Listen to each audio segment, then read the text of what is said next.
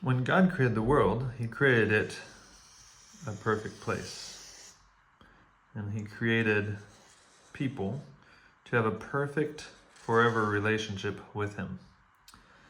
But the first people, Adam and Eve, they rebelled against God. The Bible calls that sin. And because of that sin, the world we live in now is broken. There's war, sickness, broken relationships, and suffering. That sin also separates us from God.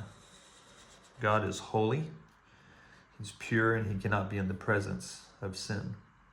Now, in this broken world we live in, there are two types of people. Those who try to escape that brokenness through different types of pleasure. Could be financial success, romantic relationships, drugs, alcohol, maybe just being a good person. But none of these things really solve the deeper issue. They only bring temporary relief. And there are those who try to actually make their way back to God through religion, trying to earn their way back to God by doing good, giving to the poor, praying, fasting, reading holy books.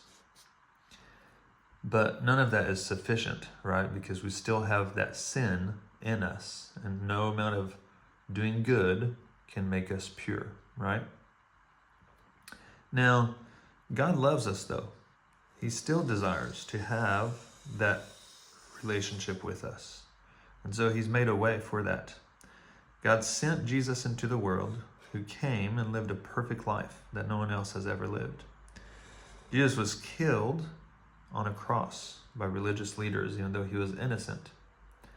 By taking that death, he actually paid for our sin. He was pure, he was killed, even though he was innocent.